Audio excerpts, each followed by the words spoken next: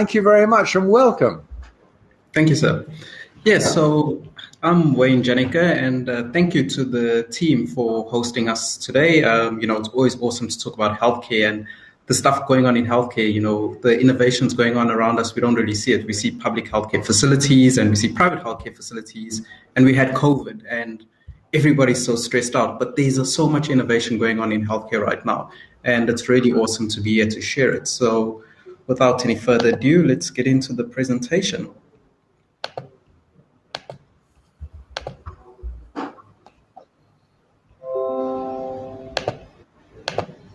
Okay, cool. So I'm hoping everybody can see my screen. So yeah, I'm Wayne, and I'm representing DITO at the moment. And DITO is a strategic thinking beyond the cloud environment.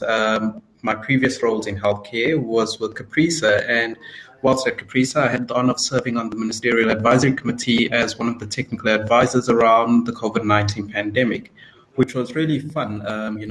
We got to really experience what IT and ICT could do to harness a better and more holistic environment for our healthcare workers, but also for the patients and those coming in looking for answers. What we've discovered through this journey of healthcare and through my journey of healthcare is paging Dr. Google. Personalized healthcare is becoming so important today. And COVID has told us that personalizing healthcare is really something that our patients demand. Gone are the days where you go to a doctor and you say, "Doctor, this is how I feel," and the doctor would go, "Okay, let's figure it out." And yes, patients generally come in with answers, and Dr. Google has become quite prominent in that space. A report conducted by the Health Europe in Jan 2020 showed 43% of those surveyed used Dr. Google before consulting the healthcare physician. Strangely enough, 23% of them said they just don't have the time to visit their physician. And we saw that with COVID. COVID really scared people from going to see their physicians. When it comes to diagnostics of care, patients are becoming more sensitive to their personal care and are more likely going to verify any diagnosis. I know personally when I had a scare with cancer a couple of months back. Wayne, I'm so sorry to interrupt. Just for a second, is it possible you could put yourself on full screen? I think there's an icon down the bottom right there, and everyone will be able to see your presentation so much better. Okay, let's try find that quickly. The normal sort of boxy symbol, the square at the bottom should do it. You see it there? Should be bottom. There you go, I think. Okay. So, is the presentation? Yes, sir. Yeah, please put the presentation into full screen mode. Okay. Showing the notes. Oh, okay. No, not a problem. The new way of life, eh? Let's just get it back in there.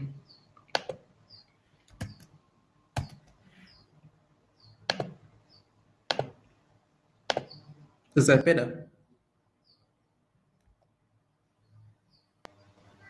It looks like it to me, Wayne. I'll just let Admire in the back room guys tell me whether it is. They'll WhatsApp me and let me know. Perfect, he says. Oh, we good. Off you go. Sorry to interrupt that story. Please start about that personal story again. That was fascinating. Cool. So, patients are becoming more sensitive to the type of care that they now seek and are more likely going to verify any diagnosis they get. And, I always think a personal story really helps. And for me personally, when I went through a cancer scare a few months ago, I turned to Google for everything. And what was the most frustrating thing for me is through that journey of my point of care, I had no answers of my parents or my dad specifically, who had passed away. I knew he had died of cancer. I knew the type of cancer he had, but that's all I knew. And at no stage was I able to go back to a healthcare physician or to a hospital and say, my dad was at your facility during this point in time. Can you please provide me with some data that is relevant so that I can make accurate decisions? And this starting to really show and harness where having that access to your own data and your family's data and transferring that data within your family is starting to become so relevant in points of care. With the rise of the machine, point of care is now even more accessible, even up to the living room. Some of the diagnostics instruments we're seeing are now connected devices. So you can do all sorts of point of care within the confines of your living room. So if you're doing tests for diabetes or hypertension, these types of tests can be diagnosed within your living room, within your personal space. And all that data is now transferred into the health cloud, making it accessible to your healthcare physicians. It's something that we're seeing becoming more and more popular amongst patients. During the first round of COVID, when we ran the ensemble study, which was looking at patients' uptake and over various types of patients and age groups, we had a system where patients were able to communicate with us through their mobile devices, and that data was transmitted to us within real time, and we were able to track the efficacy of the Johnson & Johnson vaccine at the time using that real-time data through various health clouds and data exchanges. This made it extremely important for us, and telehealth has now become even more convenient option for patients. Obviously, there's points where you just have to go and see a physician for certain things. But for the general stuff, we're starting to see a major uptake within the telehealth space. And what we actually seen the Department of Health is now taking it more seriously, and it's put it as part of the agenda to promote telehealth towards patient care. More importantly, we're starting to see patients wanting to own their own data. If you think about it, who doesn't want to own their own data? We all say that this is my body, this is me, this is what I'm going through. So why shouldn't you own your own data? When you go to a doctor or physician and you move provinces, do you get to take that big chunk of paper file that your doctor compiles and hopes everything in there about you is now relevant and transfers with you? So data ownership around your data is becoming extremely critical. And let's be honest, data has become the new oil.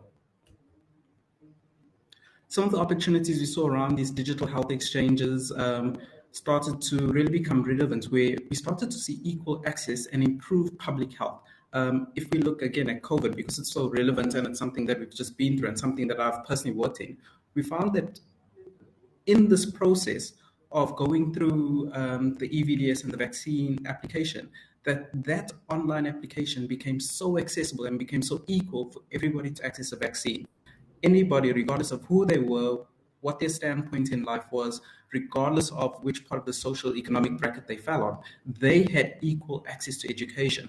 And from our side, when we start looking at it from healthcare workers as well as ICT technologists, we're starting to see all of these improvements adding towards the NHI, which is the big question in the room. When it happens, how will it happen? And I think the EVDS and the vaccine distribution has set quite a nice platform for how we can create equal access to public health.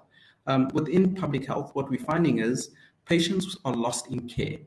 Patients are trying to access care. And as healthcare workers, we're saying, well, where's this patient gone? Why are we not seeing him again? Specifically within the HIV space, where we're saying, why isn't this patient coming in for their ART or the ARVs? What we found is patients move between communities, they move between cities, they move between neighborhoods and provinces. So they go to the next clinic, which is more accessible to them. What we're finding is specifically amplified within the trucking community and the logistics industry is those truck drivers are actually going between provinces. They may be in KZN tomorrow, they may be in Gauteng next week. So when they're accessing their medication and when they're accessing their treatment plans, they are still in care. But because of the old archaic system in the way that we're currently working with in public health sector, what we're noticing is they are now lost in care. So we're saying, well, we don't actually know where they are. And they might come back 6 months from now, 8 months from now. But when we report them as lost in care. They're not lost in care. They are in care. They're just lost in the system because we don't have the methods to track all this data. From a clinician support system, we found that having access to real-time data, and again, if you look at EVDS, those clinicians having access to real-time data was enable them to make decisions. You've come in for your first dose, you're now due for your second dose. You've come in for your single Johnson & Johnson, so you can't get a top-up Pfizer at this point because it hasn't been approved.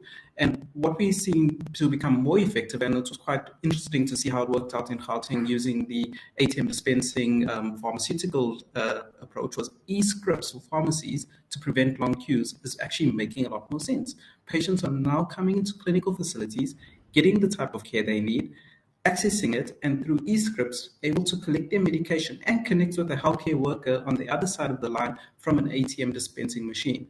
This kind of technology is really making the whole equal access to healthcare in public as well as private. If you look at private, can work in private as well. But equal access to healthcare is now more and more a possibility. Personal health outcomes, patients want to personalize their healthcare. I know I want to personalize my healthcare. And based on some of this data, I'm starting to wonder at which stage would medical aids start looking at it and saying, well, we've got quite a good trajectory that you really do look after yourself, you're really doing well in certain areas, or these are your problem pain points. So how do we personalize that healthcare around what you need and that what suits your budget? And also, we can start opening it up to a bigger demographic of people. Improved and accurate diagnostics of care and treatment trends determine new public healthcare threats. Think about COVID-19. All of this data and everything revolves around data, and this data exchange will start to really position us in order to find new threats that are coming in terms of stuff like COVID-19, SARS, back in the day, swine flu. All of those data sets have been lost along the way. But with COVID-19, it's actually created a point where we've created this environment of data currency, where now this data is actually becoming more valuable and more important in the way government reacts, in the way we as people react, but also in the way we treat healthcare going forward. Precision health data sets make it better to aid policy decisions and reinforce budgets using accurate metrics to improve healthcare. While we think about COVID-19 and the whole focus for the world has been around COVID-19, we still lose more patients to TB-related deaths and diabetes-related deaths. And I saw quite an interesting meme the other day which said, if we can give away COVID-19 vaccines for free, why can't we give away insulin for free? So it's starting to let people think a lot differently. And all of this data is going to also help, and I sincerely hope none of the pharma guys are in the room, but it's going to help drive the pharma guys as well to make better informed decisions on how do we make healthcare more equitable, more open, and more transparent for the patients. Some of the strategies we saw in treatment and retention in care, and specifically in HIV, because I did come from an HIV TB, and there go load shedding. Hopefully my presentation continues, is using novel mobile technologies. We found that it offers greater impact on hard-to-reach populations due to stigmatization, specifically injectable drug users and men who have sex with men. Let's be honest, when we start talking about these kind of individuals and these kind of people, it's a bit of a no-say, and, people really want to shy away from those type of hard discussions. Coming from a research environment, it's quite easy for me to have these types of discussions openly. And when we start talking about these individuals, how do we ensure that these individuals have equal access to prevention methods, to treatment methods, and how do we retain them in care? If you think about it, a lot of these individuals want to shy away from the healthcare system because they feel so stigmatized about their sexuality, their injectable issues, and there's a lot of them out there. What we're saying is, through the use of mobile technologies, how do we create an engagement platform to create inclusivity around our prevention, treatment, and retention strategies? Through this, we can start to honestly say we will now reach our 90-90-90 standards by having this inclusivity. Mobile health provides these patients with a safe method of engaging e-health services while protecting their confidentiality.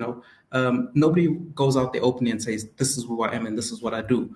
But using these mobile services, we are now able to provide our patients a safe and secure method to engage with healthcare workers using these confidential platforms and actually get the treatment that they need or the prevention methods they need. With the uptake of 4G and now 5G, this enables our patients to consume video-observed therapy, again, making it possible for the hard-to-reach population groups to have fair and equal access to healthcare prevention. Treatment like this has never been done before, but it's now even more important. I did a study with a bunch of individuals in a TB clinic where just before COVID, we were looking at various ways of increasing our TB outcomes, and video-observed therapy proved quite effective. What we found is one healthcare worker to 25 patients meant that the one healthcare worker had to go between 25 patients and physically do pill counts all the time to ensure that those patients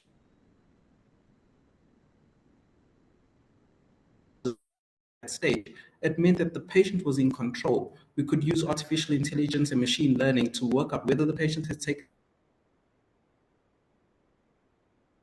not missed dosages. And more importantly, through the use of artificial intelligence, which we have proved works, and it's currently under ethical review, we were able to determine facial expression markers that determine whether we would see drug fatigue setting in. Patients start to feel really good or they start to feel really bad. And just through simple markers and using artificial intelligence through a video file, we were able to determine drug fatigue and then engage with the healthcare worker and that patient to ensure that we got them at the right place in their treatment guide to ensure that they remain retained in care. Everything's around retention in care at the moment. Healthcare strengthening using integrated technologies. Again, if I take you back to some of my work in the research environment, at the beginning of the pandemic, we needed to screen healthcare workers and test and figure out their COVID-19 status very quickly. At the beginning of the pandemic, if I think back to that Thursday, Friday when the country went into lockdown, these are the systems we had to put in place for our healthcare workers to ensure that they were still able to produce the kind of service needed, but we needed to ensure that they were still safe, they were still protected, and they had the tool to make accurate decisions for themselves. And again, this is where technology really came to the fore. We developed some Microsoft Power App application as a screening tool, which they would then fill in a whole bunch of screening symptoms. And once they completed that, if there was any symptom that would trigger a response towards a COVID test, then automatically pushed out a Power Flow, which sends out a RedCap web service link to the healthcare worker's mobile device. And that link would get them to complete a sample request. I need to take a sample because I have these symptoms. Once it was completed, all of that data was automatically logged via web service into a labware database, which is the laboratory information management system within our environment. From that LIMS, we then preloaded all of that sample data into the Abbott Diagnostics machine, and all the person at the end of the line had to do was physically take that sample, spin it down, put it into a test tube, and then load it in the Abbott machine for a test. And that was it. Everything else became robotic thereafter. The tests were done. Once the test was done, the robotic arm would swing the sample out into the discard box, and automatically those results were written back to labware in the laboratory information system. That data would then be written back to RedCap, and from RedCap, we would then generate an SMS with the results once a laboratory technician had confirmed that the results were true and accurate. All of this was a very manual process prior to that Thursday. That Monday after the Thursday lockdown, all of this became an automated process.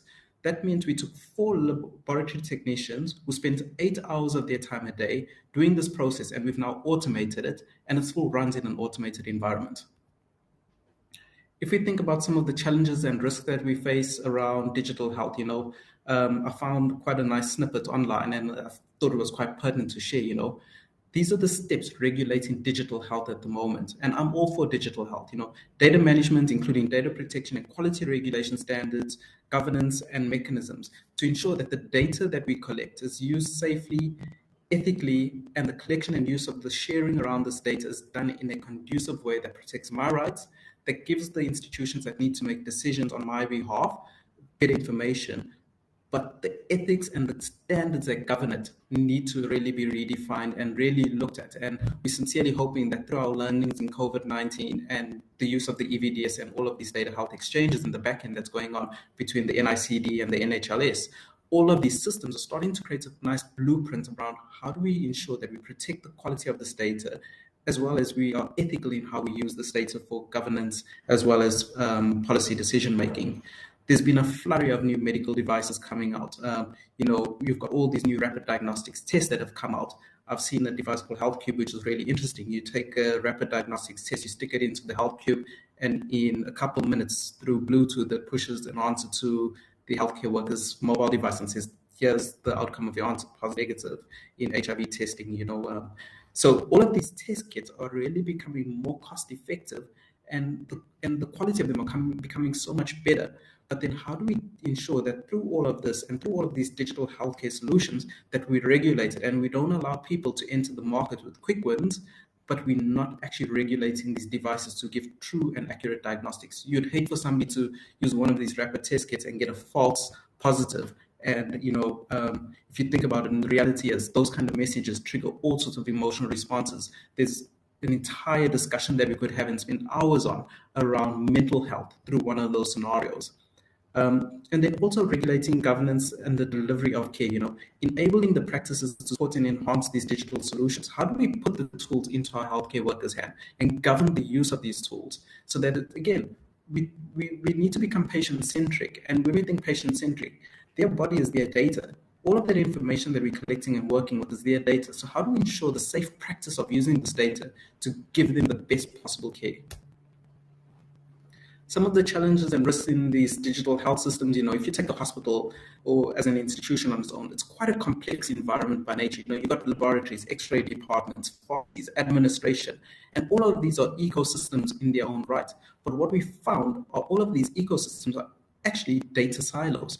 And none of this data is collected. In public healthcare, the silos become even greater, Like I said in the beginning, when you look at the trucking community, we were trying to find truck drivers, and eventually we were downloading data from 7 or 8 clinics, and we were finding, no, they're not lost in care. They've just moved from one province to another.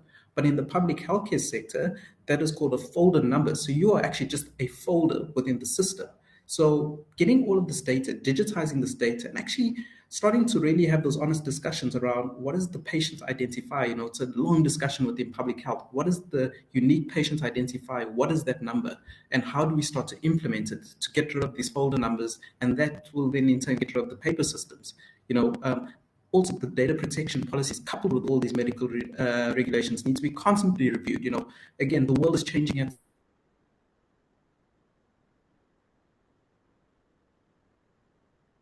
hours talking about this kind of stuff. But these are the things that we need to start to regulate and start to think. And these are some of the practices that we use in DITO to work with the various vendors as well as organizations that we engage with and say, what are these trends that you're interested in? But how do we ensure that we regulate it to protect you and protect your patients?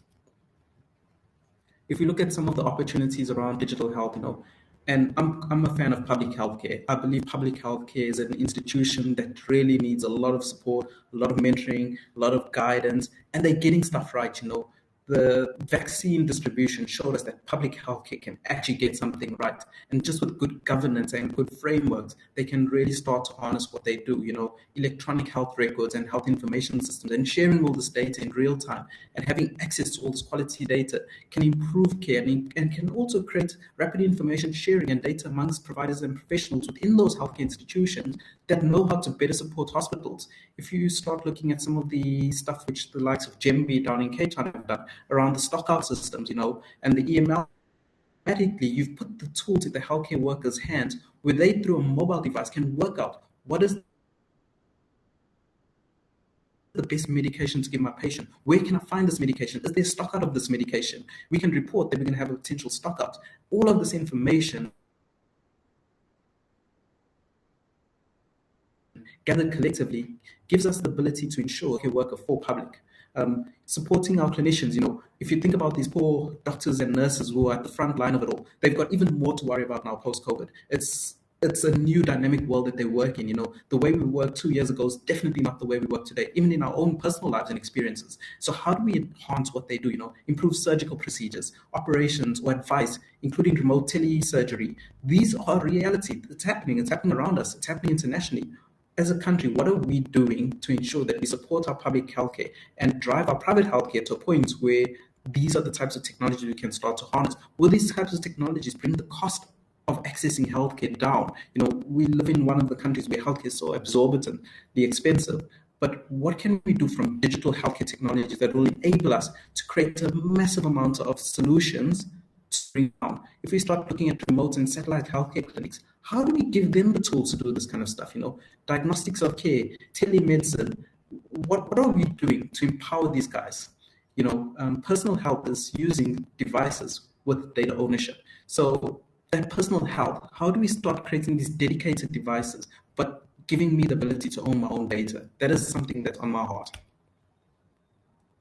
Opportunities again in digital health. The connected data means we see new opportunities. Again, the EVDS platform, taking data from multiple touch points, helped us link severe cases of COVID-19 between vaccinated and unvaccinated patients. It provided massive insight into admission rates and death rates. And that also gave us insights as to where there were flare-ups happening. For the first time, government was actually in a position where they could say, we know what the situation in the Western Cape is. We know what the situation in KZN is. We know what the situation in Gauteng is. And if we see a movement of people like this, we now know, using these data model sets, that this is what would happen in KZN if we have an influx of people. It was an unfortunate situation where we had to go into lockdown and we had to lock down provinces at one stage. But all of this data was guided through various mechanisms like the EVDS and some of the other systems that were designed and developed within the NICD and NHLS. This data provided government with the tools to make decisions when it mattered most.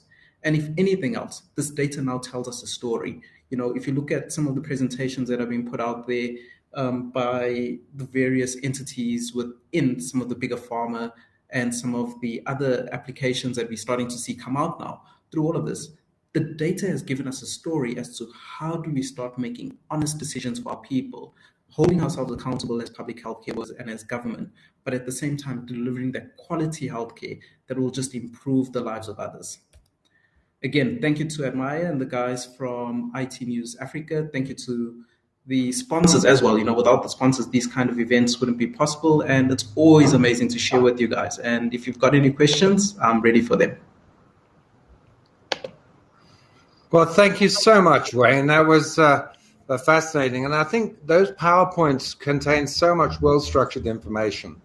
And I see you more in the education side at the moment, so you're the admission sector, so I resonate. But what a background you have, and what a useful way you have for expressing that and able to intertwine it with your own stories. So very grateful for that conversation. I just want to say to everybody, we have a chat function at the side there, the discuss. If you want to put any questions up there on anything in the Q&A, it's quite a good opportunity to catch these folks while they're trapped in front of you. And so you can ask them the tough questions that, we're all grappling with. I'm sure you can handle it well. Yeah. So please do that. So, yes, I am in the academic. Oops, I think I'm gone. Yeah, we can hear you. Hello, Jonathan. Yes, we can hear you. Okay. Well, it looks like you're sounded off. Don't worry. Okay. Well, I'll carry on anyway. So that was fascinating. Thank you very much indeed. We've got a number of speakers coming up.